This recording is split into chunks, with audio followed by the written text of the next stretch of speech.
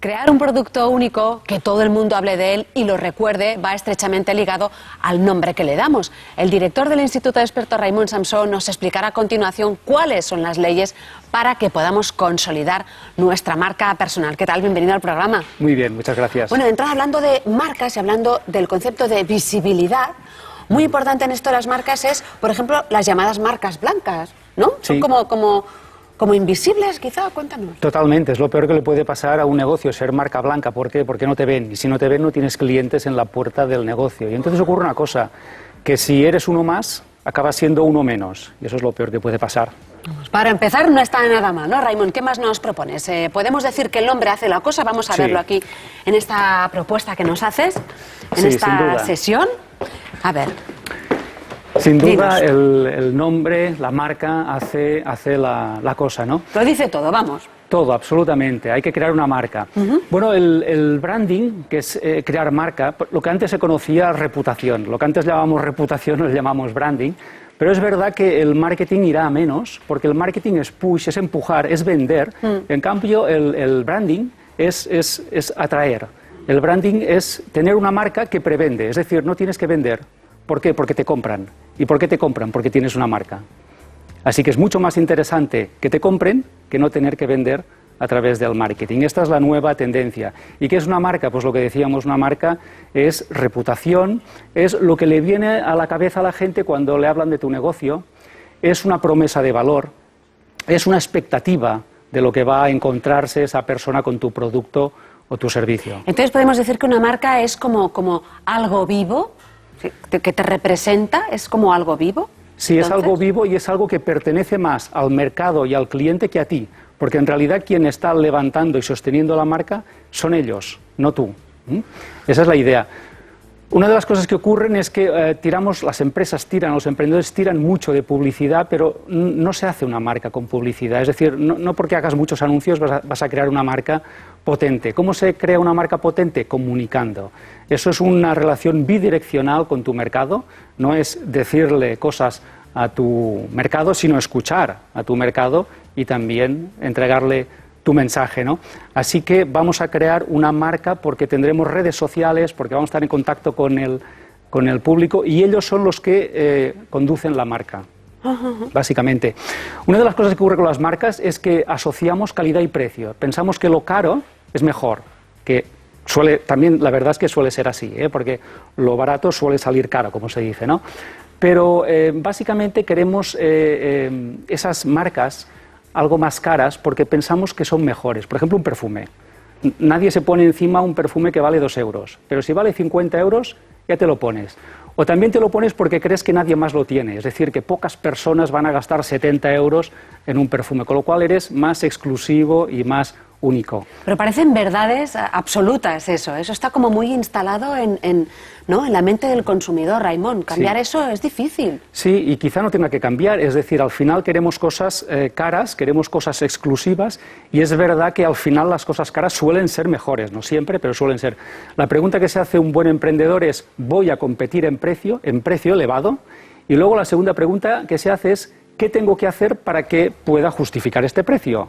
Claro. Es decir, compiten en un precio elevado, porque ahí saben que tienen que ofrecer calidad obligatoriamente, ¿no? Otra de las cosas que ocurre con las marcas es que las buenas marcas tienen un valor asociado. Es decir, es un valor único que sus competidores no tienen. Vamos a poner ejemplos, por ejemplo, en coches. El valor central de la marca BMW sería el placer de conducir. Y sin embargo, para Mercedes sería el prestigio de conducir un Mercedes. Y sin embargo, para un Volvo sería la seguridad. Ves que son valores diferentes asociados a marcas, con lo cual estos constructores lo que hacen es elegir un valor y luego construir todo un universo y productos alrededor de ese valor. Claro, claro. No te lo dicen claramente, te dan a entender todo ese concepto, valores e identidad, claro, se tiene que plantear muchísimas cosas, ¿no? Claro. Antes de dar con el nombre, entonces. Sí, tenemos que elegir un valor que va a ser el foco de nuestro negocio y luego construir toda la publicidad, la comunicación y producto o servicio alrededor de ese valor. Otro concepto muy curioso, ¿no?, que aportas es el hecho de darle un color y una forma también. ¿Eso también es determinante? Sí, en la marca lo importante es el dibujo, el icono, el logo, luego el nombre y finalmente el eslogan. El eslogan podría ser un lema de 3 a 9 palabras, corto, que tenga un beneficio. El nombre, normalmente es mejor siempre el nombre de una persona, si es un profesional liberal, o de una marca comercial, antes que la empresa, porque la gente compra marcas, no compra empresas. Y luego el logo, yo te diría, el dibujo te diría que van a menos. Es decir, yo creo que es una cosa del siglo pasado, cada vez se hacen menos y las marcas se gastan más dinero en buscar una tipografía, es decir, unas letras que tengan mucha personalidad y prescinden ya de esos dibujitos que a veces no significan nada de nada. Eso está cambiando. Buscar formas, mejor que no. Hay que buscar una buena tipografía. Sí. Y luego un buen eslogan. Ese eslogan corto, potente, que dé una promesa de valor o una expectativa al cliente.